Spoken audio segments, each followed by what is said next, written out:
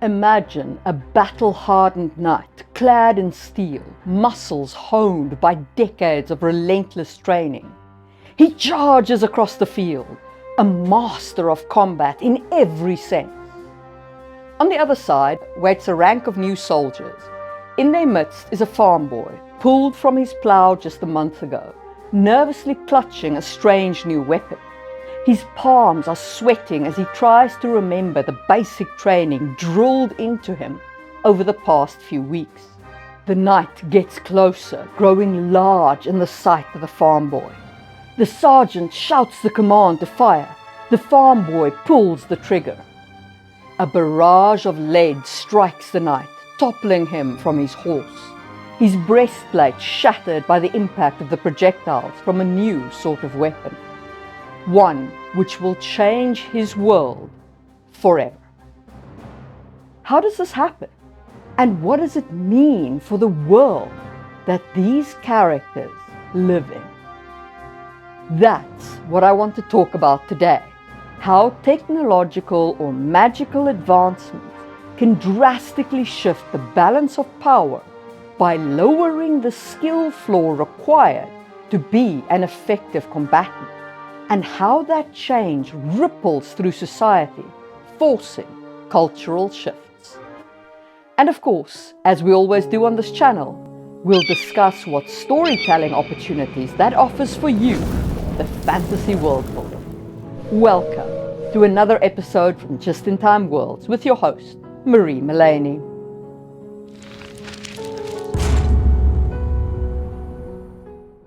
A good real-world example of this paradigm, the balance of power in war, can be illustrated by the advent of guns in our world.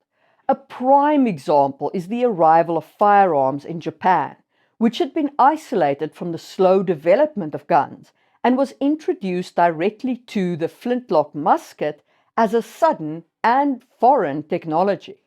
When firearms arrived in Japan, it was a society deeply rooted in samurai-centered culture. Consider the medieval samurai for a moment. Rigorously trained from a young age, mastering the bow, the katana, and hand-to-hand combat, they represented a noble class into which a great deal of investment was poured, both to create powerful warriors and to sustain social elites.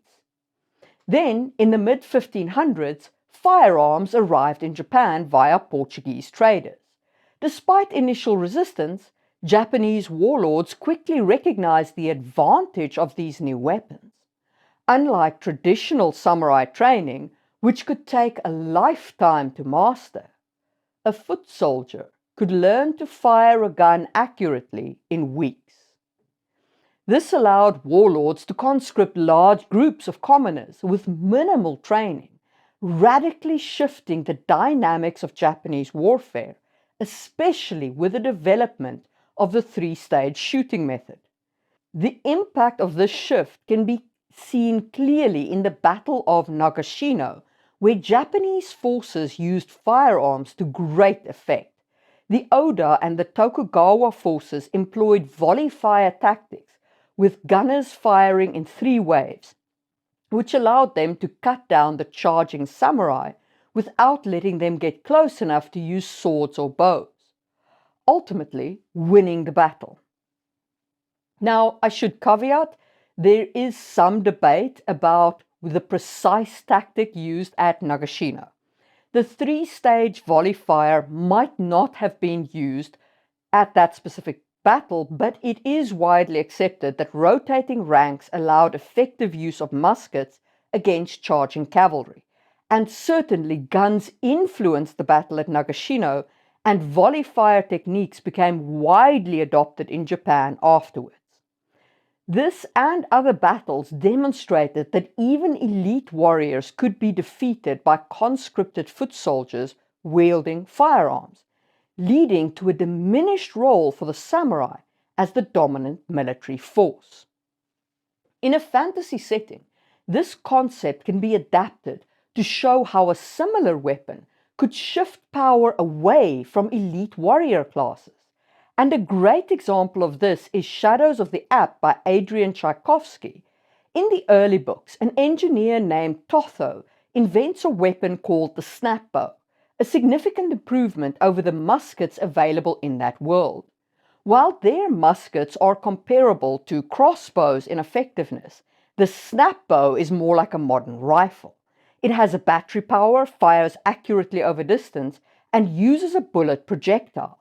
In one battle reminiscent of Nagashino, a small group of snapbow users employs volley fire to eradicate a massive army charging at them, retreating, reloading, and maintaining their disciplined volleys even as elite warriors, the Mantis Kingdom, charged at them.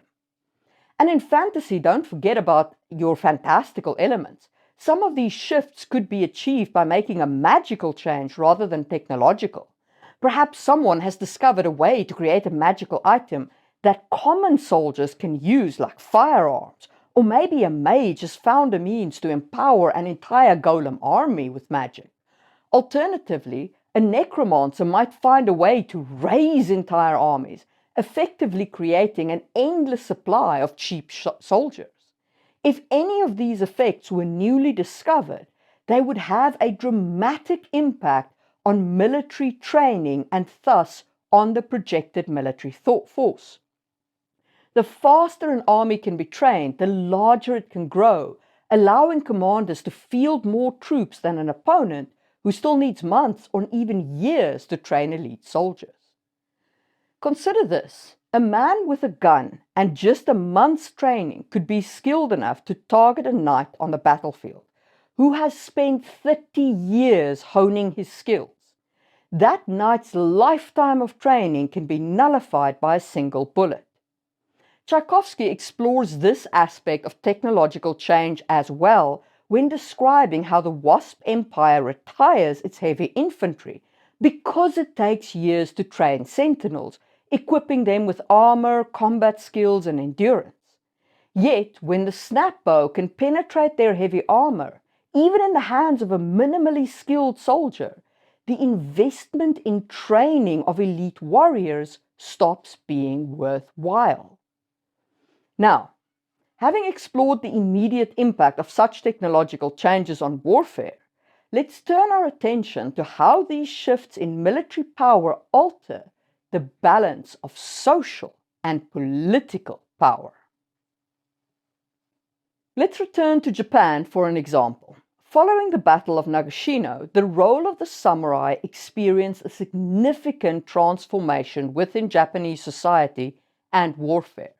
This battle marked a turning point, beginning a shift in the function and expectations of the samurai class through the late Sengoku period and into the Tokugawa shogunate. Firstly, there was a shift from mounted warrior to foot soldier.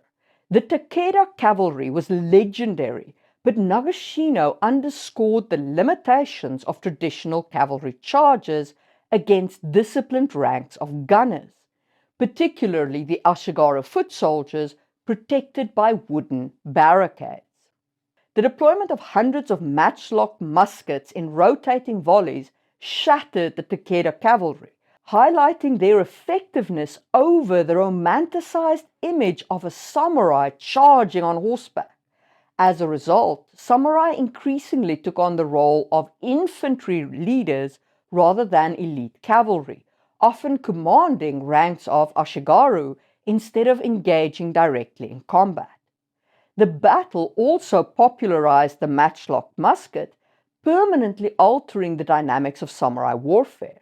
And as Japan moved towards unification, particularly under the Tokugawa shogunate, which had won that battle in its early form, the role of the samurai expanded beyond the battlefield. With peace becoming more common under the shogunate, many samurai transitioned to roles in administration and governance, supporting a centralized feudal government. Now backed by an army of Ashigaru armed with guns, the shogunate's power became more centralized, binding the samurai increasingly to their daimyo lords rather than allowing them to operate as semi-independent warriors. Samurai loyalty shifted away from individual alliances and clan loyalties to formalized hierarchical structures under regional lords who served the shogun. This period also saw a decline in the number of wandering samurai or ronin as more pledged direct allegiance to their daimyos. As warfare diminished in the Edo period, the samurai class leaned into the development of a distinct ethical and philosophical code known as Bushido, or the way of the warrior. Part of this was likely a response to the existential threat to their identity as warriors. A samurai could be a master swordsman, and yet be killed with a single shot from a matchlock musket. This vulnerability contributed to the romanticization of samurai life and the development of Bushido as a result. And if you're interested in my thoughts on crafting similar codes for elite warriors and their purpose, you can check out my thoughts in the video linked in the information card. Ultimately, the Battle of Nagashino marked the beginning of the end for the classical samurai as sword-wielding horseback combatants. Instead, the samurai evolved into a class that embraced both martial and administrative roles. Come, my baby.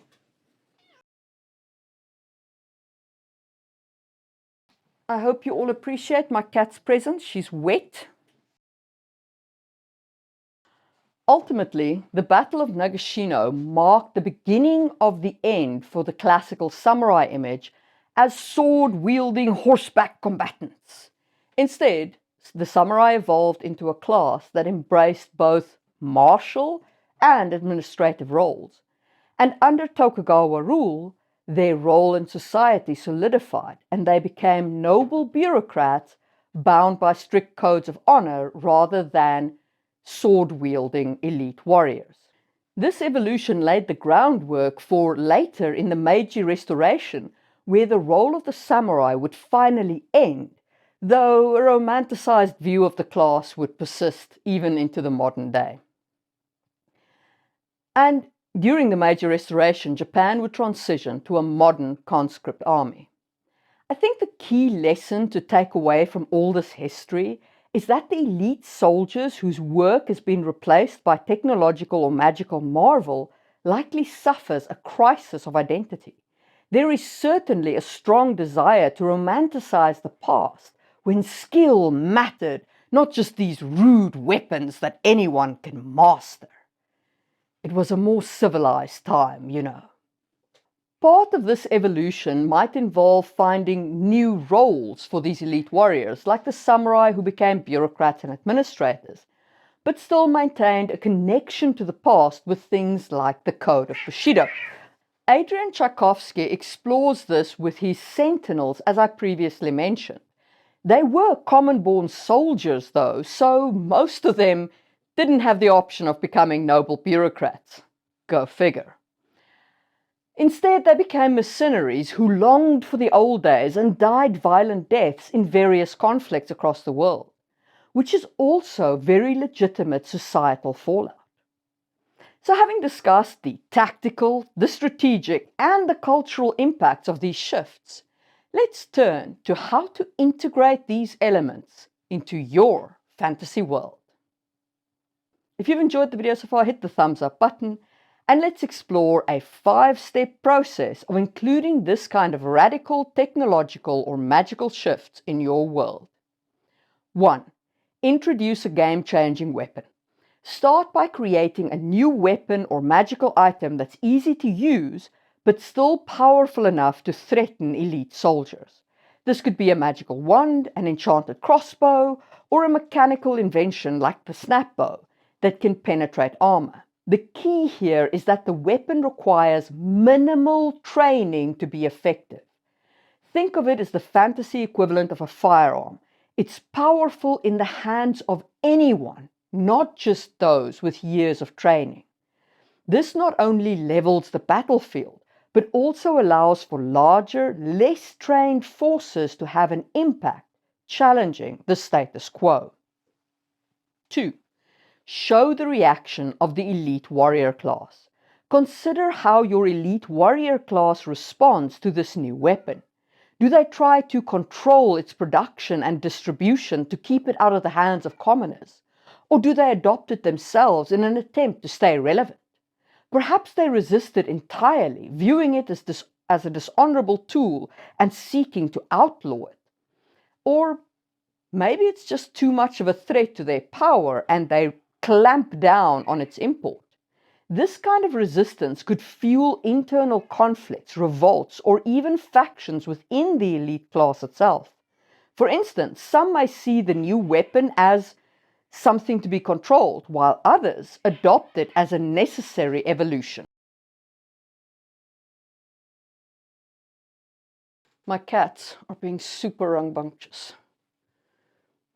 So hopefully this will now keep this one quiet. The other one is on the mirror in the bathroom. Let's get this video done. I think we were at 3. Highlight the impact on military tactics and structure.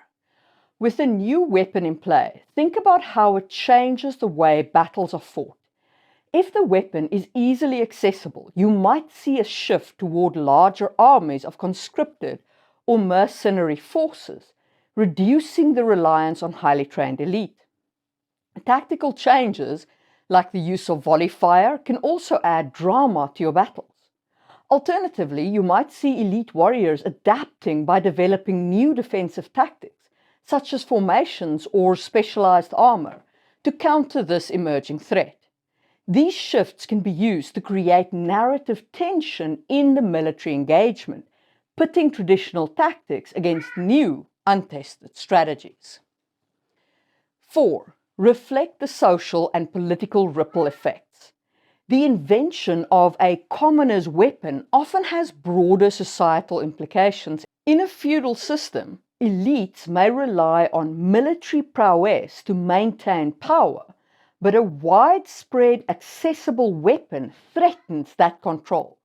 This can lead to political shifts, such as the rise of influential military leaders from lower classes, or even revolutions as common people suddenly have the power to challenge societal elites. Use these developments to showcase class struggles, political turmoil, or philosophical shifts within your society. Think about how laws and social norms might change to either suppress or promote the new weapon. And for my thoughts on how to implement class struggles, check out the information card. 5. Explore cultural shifts and romanticization of the past. When an elite warrior class becomes obsolete, it often sparks a romanticized view of the good old days, when skill and honor mattered. Some of your characters may idealize the past, developing codes of honor or philosophies like Bushido to preserve their legacy. Others might reject these notions entirely, choosing to adapt or pursue new roles within the society. This could be a pivotal cultural movement in your world, where the once great warriors become artists, philosophers, or scholars, clinging to the values of the old ways, even as the world moves on. Use this evolution to add layers of complexity to your elite class, making them feel more human and relatable. So I leaned heavily on Adrian Tchaikovsky's world building for this one.